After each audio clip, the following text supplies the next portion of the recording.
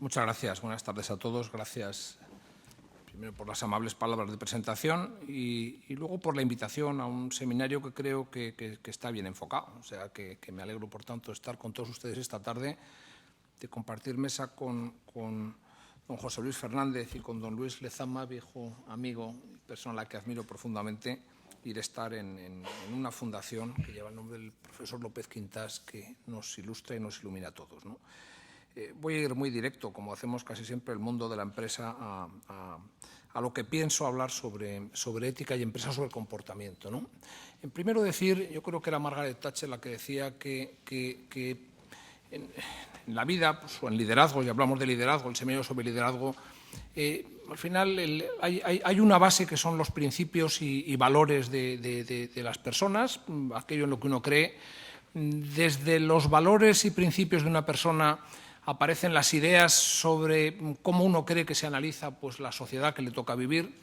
Esas ideas, si alguien es coherente, se transforman en actos y esas actuaciones en comportamiento. Es decir, que cuando uno desde sus principios y valores y de la interpretación que hace de la realidad pasa a la acción, que es lo que a mí me ha tocado muchas veces, pues esa acción se transforma en actos, los actos en comportamiento, y el comportamiento al final determina el carácter de una persona, y el carácter es el destino de alguien. Por tanto, en toda idea de liderazgo tiene que haber, pues, todo, yo creo que es iter criminis, al final principios y valores, ideas, comportamiento coherente con lo que se está haciendo.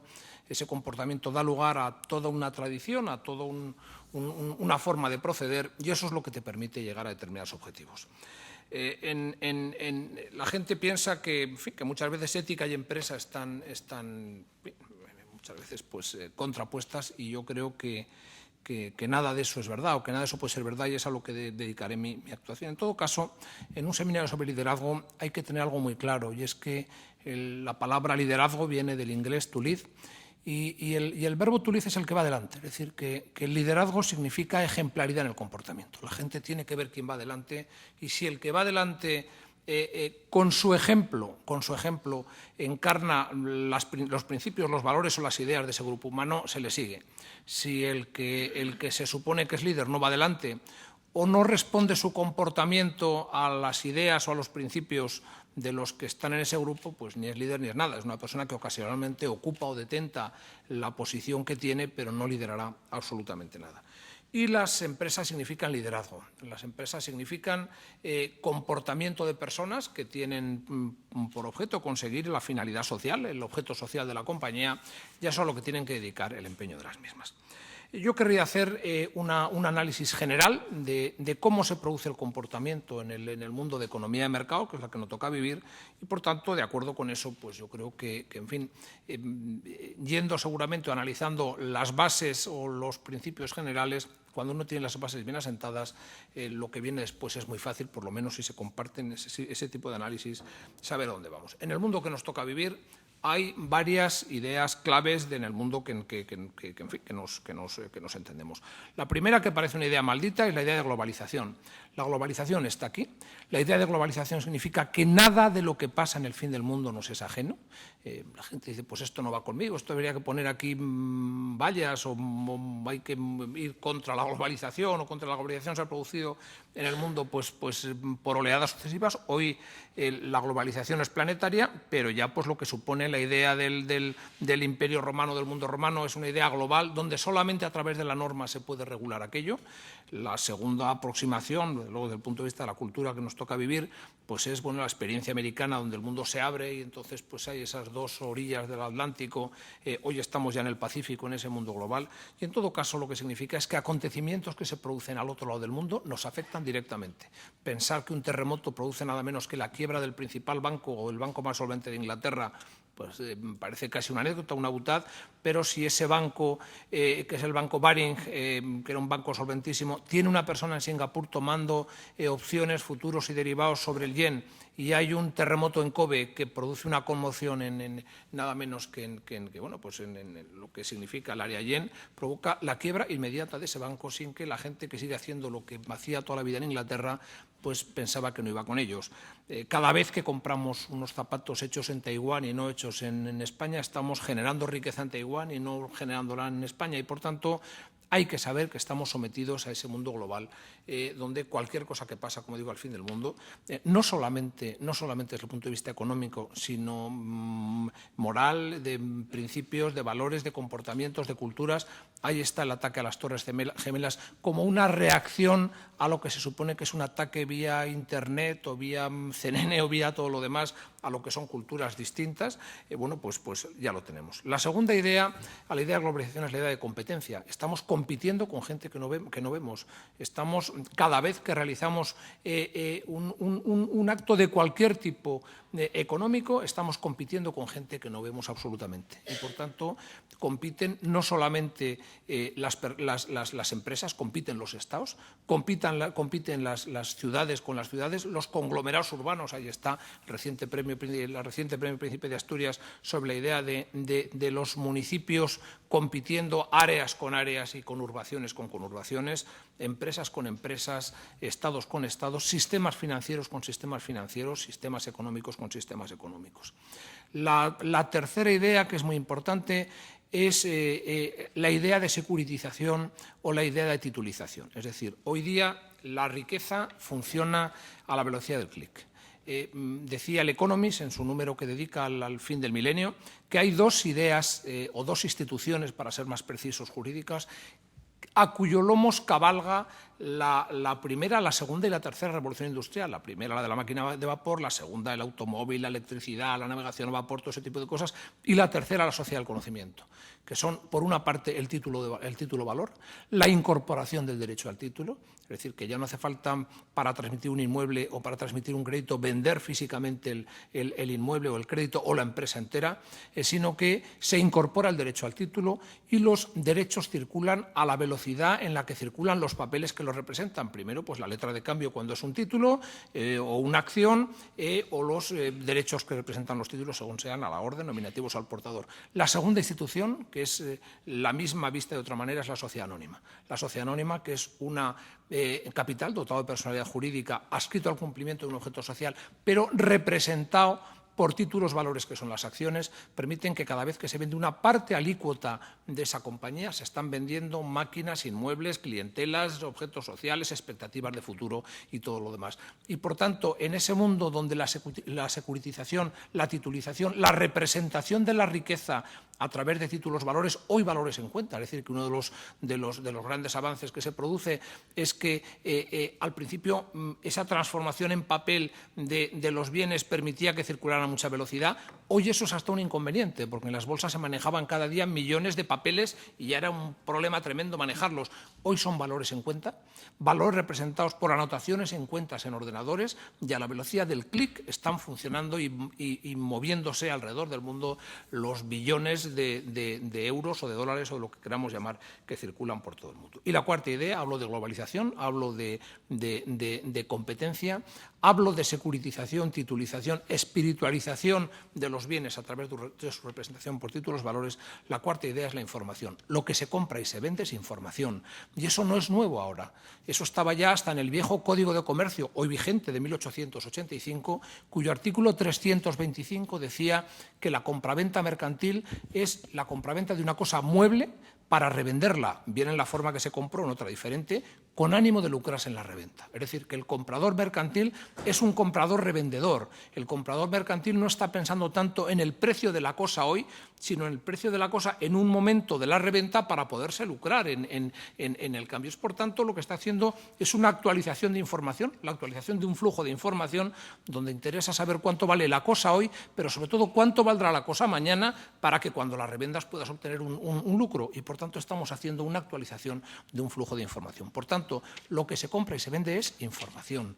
Lo que se compra y se vende es la oportunidad de hacer negocios con la información sobre la situación de los beneficios de una compañía, de la situación de un inmueble o absolutamente de cualquier cosa de ese tipo. Por tanto, con estas cuatro ideas, globalización, competencia, securitización o titulización e información, se están poniendo los raíles de por dónde va el mundo económico. En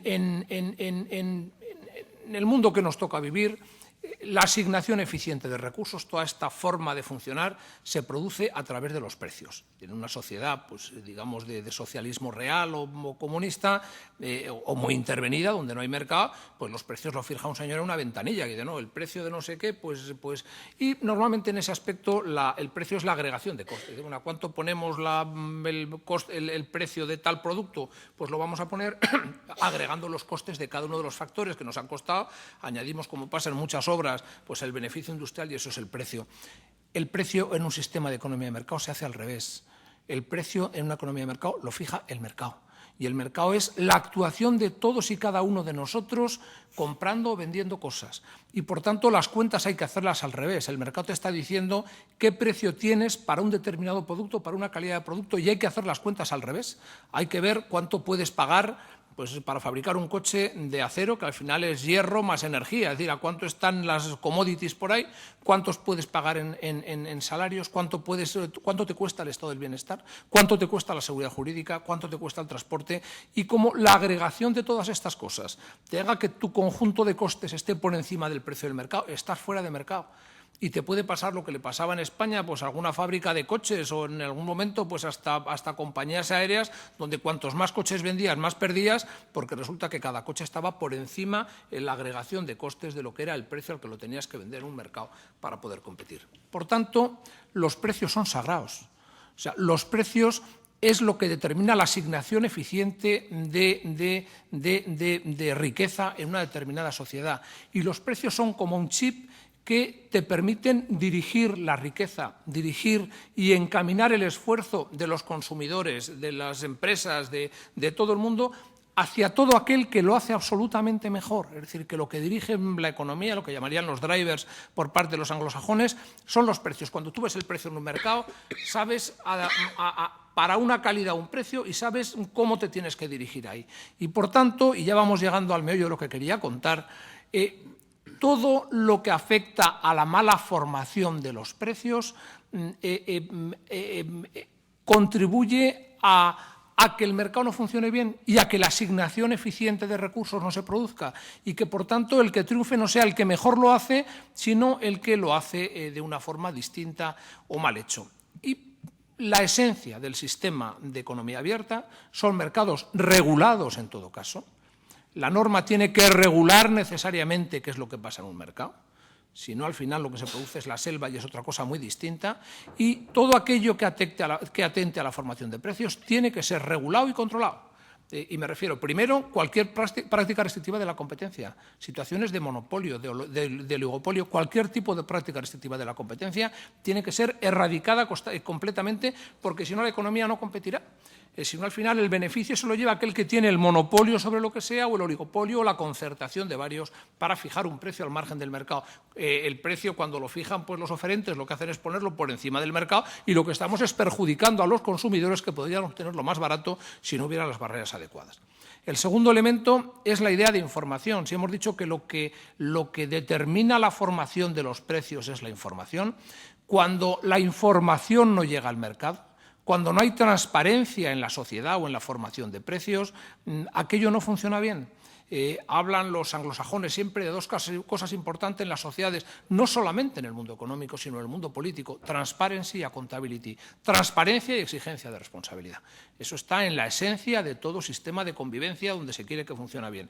Y, por tanto, en aquellos supuestos, por ejemplo, de utilización indebida de información privilegiada, el problema no es que alguien en un mercado, con una información que tiene que ser de todo el mercado, se apropie de un lujo, que es de un lucro que es de los demás.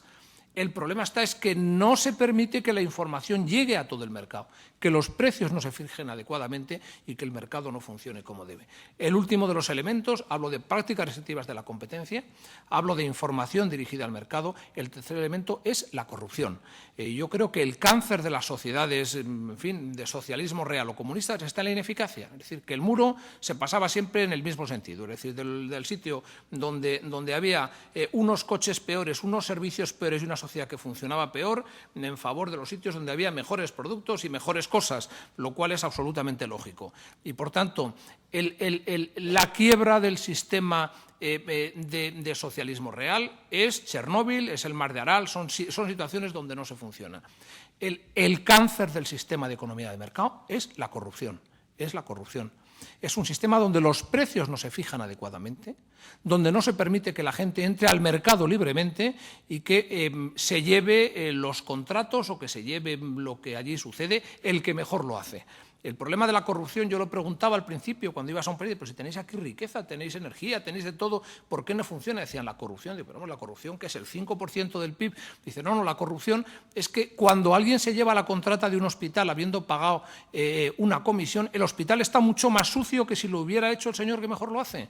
Y cuando alguien se lleva mediante una comisión una obra pública, esa obra pública está peor hecha que si la hubiera hecho el que la hubiera hecho en mejores condiciones ofreciendo aquello. Y por tanto el país que te sale es un país distorsionado, un país donde quiebra el principio ético en el comportamiento del Estado, quiebra el comportamiento ético y las bases, por tanto, de convivencia en el funcionamiento de la empresa, pero sobre todo los precios no se fijan adecuadamente y no pueden asignar eficientemente los recursos de una sociedad. Y voy acabando, solo quiero decir que en las bases de la crisis que estamos viviendo es una crisis ética, es una crisis de mal comportamiento de empresarios, es una crisis en el caso del sistema financiero, sobre todo el sistema financiero internacional, donde los banqueros le han perdido el respeto a su propio trabajo, lo he dicho muchas veces, donde el banquero no se dedicaba a captar ahorro y a conceder créditos, sino a revender esos créditos indefinidamente para obtener un lucro que tenía que haber sido de otra manera. Y cuando se analiza el comportamiento, cuando se abre como en los aviones la caja negra a ver lo que ha pasado, ha habido complicidades de todo el mundo. Lo estamos viendo ahora con el problema de preferentes, con el problema de títulos, en el comportamiento o en fin, como igual que cuando se cae un avión nunca es por una sola causa, sino que hay una concatenación de causas. Hay un empresario que ha perdido su respeto a su propio oficio. Hay una mala vigilancia por parte de los que tenían que haberlo hecho, en primer lugar de las autoridades. Hay una mala vigilancia de los accionistas que tenían que haber controlado qué es lo que pasaba en su empresa y que no han controlado porque aparentemente les daban unos superbeneficios que no correspondían y como les pagaban bien no querían vigilar lo que estaba pasando. Hay un mal comportamiento de los propios consumidores, lo dice la Caritas in Veritate. En toda actividad económica hay una actividad moral. Y cada vez que uno está comprando cosas o comprando productos, tiene que ver qué es lo que está pasando. Y cuando no controla qué es lo que pasa en esa compañía, luego que no se queje, ya no hablo como accionista, hablo como consumidor. Hay un paradigma de lo que ha pasado en algo que es el mayor precedente de lo que ha habido, que era el caso Enron. En el caso Enron falla el auditor de la compañía, es decir, el que tenía que haber visto lo que pasaba allí dentro no lo había hecho, desaparece nada menos que Arthur Andersen y, por supuesto,